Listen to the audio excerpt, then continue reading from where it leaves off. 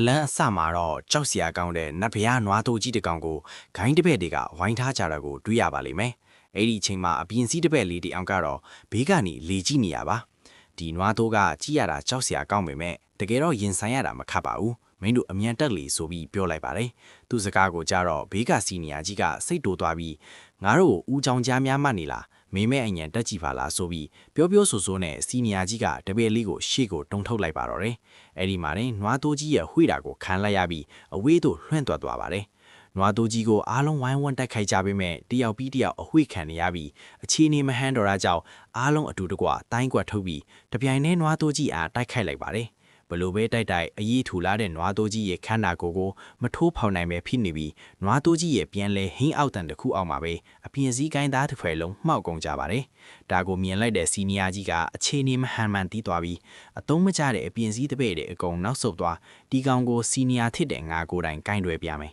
။စီနီယာကြီးကသူ့ရဲ့အစွမ်းထက်တဲ့ဓားပြိုင်တိုင်းနဲ့တိုက်ခိုက်ပြီးမယ်နွားတိုးကြီးရဲ့အရေးခွင်ကမယုံနိုင်လောက်အောင်မာလောနေပါတယ်။ဒီကောင်ရဲ့အရေးခွင်ကဘာလို့ဒီလောက်မာနေလာလဲမဟုတ်သေးဘူးအခုပြည့်ရင်လည်းမျက်နာပြက်စရာကြီးနောက်တစ်ခေါက်ထပ်ကြိုးစားကြည့်မင်းဆိုပြီးဓားပြန်အမြောက်အများကိုထုတ်ကထက်မှန်တိုက်ခိုက်လိုက်ပါတယ်။မိတို့ပင်တိုက်နေပါစေနွားတို့ကြီးရဲ့အရေးကွန်ကိုတိုးမပေါက်ပဲဖြစ်နေပြီးလေကျဲခဲ့တဲ့စီနီယာကြီးလည်းနွားတို့ရဲ့ခွေတာကိုအလူးလဲခံနေရပါတယ်။စီနီယာကြီးရှုံးနေသွားတဲ့အချိန်မှာပဲဝစ်စုံနတ်နဲ့လူငယ်တယောက်ရောက်လာပြီးအားလုံးကိုအံ့ဩသွားအောင်လုပ်လိုက်ပါတယ်။သူကလက်နဲ့တောင်မတုံပဲနွားတို့ကြီးကိုအမီးကနေကန်ကဝှေ့ရမ်းပြီးလွှဲပေါက်ပြလိုက်တာပါ။ဒဏ်ရာရနေတဲ့စီနီယာကလူးလဲထလာပြီးဒီကောင်လေးကဘာတူလဲတခါမှမမြင်ဘူးပါဘူးဆိုပြီးရေရွတ်နေပါတယ်အပြင်စည်းကပိတ်တွေကလည်းငါတို့လည်းသူ့ကိုမမြင်ဘူးပါလားဆိုပြီးပြောနေကြပါတယ်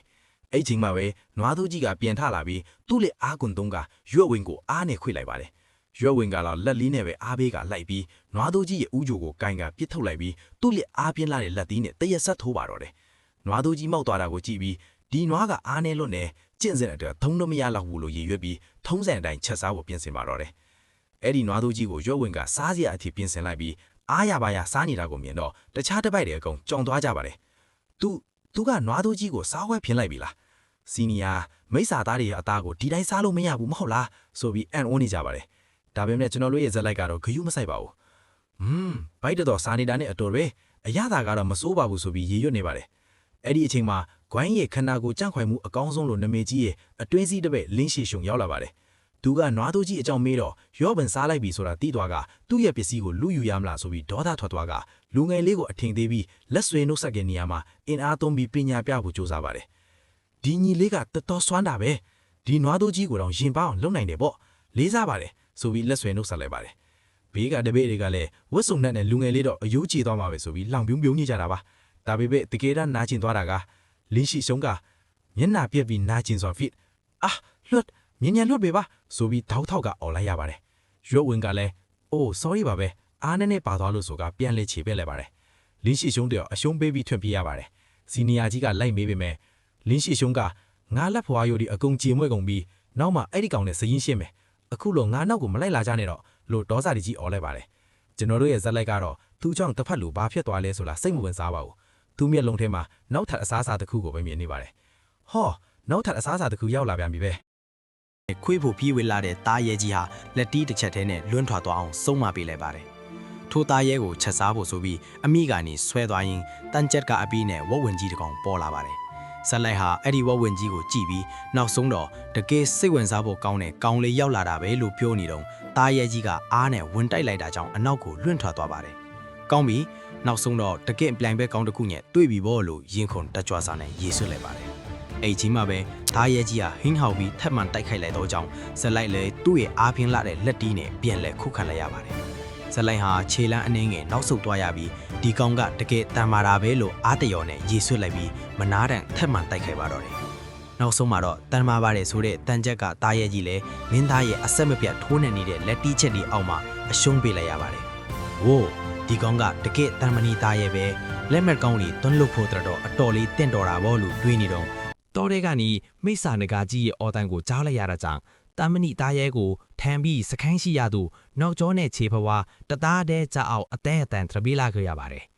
စခန်းကိုရောက်တော့တမဏိသားရဲကြီးကိုထမ်းလာတာမြင်ပြီးဂိုင်းသားအားလုံးကအံ့အားသင့်ကုန်ကြပါတယ်လက်နက်ပြီးလို့ဖို့အတွက်ပန်းပဲဆရာထမ်းသွားပြီးတမဏိသားရဲကြီးကိုပြီးလိုက်ပါတယ်ပန်းပဲဆရာလည်းသားရဲကြီးကိုမြင်တော့အံ့ဩသွားပြီး ဒါကလက်နက်ကောင်းတစ်ခုပြုလုပ်ဖို့အရန်တင့်တော်တာပဲလို့ရေယူကသဘောကျနေခဲ့ပါတယ်ဇက်လိုက်ကဒါဆိုရင်ကောင်းပြီကျွန်တော်ကတော့လက်နက်လုပေးခါကဘလောက်ကြမလဲလို့မေးလိုက်ပါတယ်လက်နက်ဖန်တီရှင်ကဇက်လိုက်ဟာခုမှအစ်စ်ဝင်လာတဲ့တပိတ်အထစ်ကြကြောင်းမင်းကခိုင်းကိုခုမှရောက်တာဆိုတော့မင်းမဝင်းကြီးကြောက်တုံးဒီတိတ်ရှိမှမဟုတ်ဘူးထားလိုက်ပါတော့လို့ပြောပေမဲ့ဇက်လိုက်ကအိတ်ထဲကနေကြောက်တုံးဒီကိုတွန်ချပြပြီးဒါဒီဆိုရင်တော့လောက်ပါမလားလို့မေးလိုက်တဲ့အခါမှာတော့ဆရာကြီးကအန်အောတုံလောက်သွားပြီးဒါတွေကမိစ္ဆာသားရဲတွေရဲ့ဝင်းကြီးပုံဆောင်ခဲတွေပဲအကြီးအတွက်ကယာနေရှိနေတာလားလူရည်ယူညင်းကြည့်ရတာဒီကောင်လေးကခိုင်းထဲမဝင်ခင်ကနေကသားရဲတွေအများကြီးကိုတတ်ခဲ့ပုံပဲလို့ဆိုကမင်တတ်ဖွာခဲ့ရပါတယ်ဆရာကြီးကသဘောကျသွားပြီးလောက်တာပေါ့လောက်တာမှပိုတောင်နေသေးတယ်လို့ပြန်ပြောလိုက်ပါတယ်ညီလေးစိတ်ချပါဒီတစ်ခါလက်နက်ကိုငါအကောင်းဆုံးဖြေအောင်တွန်းလုပ်ပေးမယ်နောက်ရက်အနှဲငယ်ကြာရင်လာယူလိုက်အခုတော့ခိုင်းရဲ့ပတ်ဝန်းကျင်ကိုအရင်သွားလေ့လာလိုက်အောင်လို့ပြောခဲ့ပါတယ်ဇက်လိုက်ကလည်းဟုတ်ကဲ့ကြီးစီတင်ပါလဲဆရာကြီးလို့နှုတ်ဆက်ပြီးထွက်လာခဲ့ပါတယ်သူလမ်းလျှောက်ရင်အခုဘဲကိုဆက်သွားရမလဲလို့တွေးနေတော့မှပဲဒေါသထွက်နေတဲ့စီနီယာအမတယောက်ညံလာပြီးအဲ့နားမှာရက်လိုက်စမ်းကောင်လေးငါ့လေအချစ်တော်သားရဲကိုတတ်လိုက်တာမင်းမလားဆိုပြီးဟိန်းဟောက်ကမေးလိုက်ပါတယ်တပြေတယောက်ကကြားထဲကနေစီနီယာအမကျွန်တော်ပြောထားတယ်လေဒီကိစ္စကကျွန်တော်ဘက်ကစီစဉ်တာမှားသွားလို့ပါစိတ်လျှော်ပါအောင်လို့ဖြောင်းဖျားပေးမယ်မရခဲ့ပါဘူးစီနီယာအမကနင်းကိစ္စကိုတော့မှစင်းရှင်းမယ်ငါသားရဲ့အကြတော့အရင်ဆုံးကလက်စားချေရမယ်လို့ကြုံဝါပြောဆိုလိုက်ပါတယ်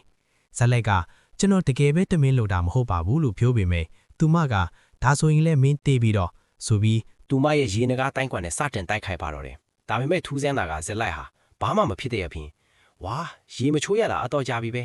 စီနီယာအမရေချိုးပေးတာကတကယ်ကိုလန်းဆန်းစေတာပဲကျေးဇူးတင်ပါတယ်လို့ပြောပြီးနောက်တစ်ခါလောက်ရေထက်လောင်းပေးပါအောင်လို့ပြောလိုက်ပါတယ်ဇက်လိုက်ရဲ့စကားကိုကြားတော့စီနီယာအမဟာအရန်ဒေါသထွက်သွားပြီးမင်းတေချင်နေတာပဲလို့ရေရွက်ကသူမရဲ့အစွမ်းထက်ဆုံးရေနဂါတိုင်းကွက်ကိုထုတ်ကထပ်မံတိုက်ခိုက်လိုက်ပါတယ်ဒီတစ်ခါမှလဲဇက်လိုက်ဟာသူ့ရဲ့ခွန်အားနဲ့အသားရလေးကာပြလိုက်ပြီးစီနီယာရဲ့တိုင်းကွက်ကရေချိုးလို့အရန်ကောင်းတာပဲဗျနောက်ရက်ဒီမှလည်းရေလာချိုးပေးပါအောင်လို့ပြောလိုက်ပါတယ်ဇက်လိုက်ဘာမှမထစ်တာကိုမြင်တော့စီနီယာအမဟာအမှန်တရားကိုနားလေသွားပါတယ်စိတ်ထဲမှာအံ့ဩတကြီးနဲ့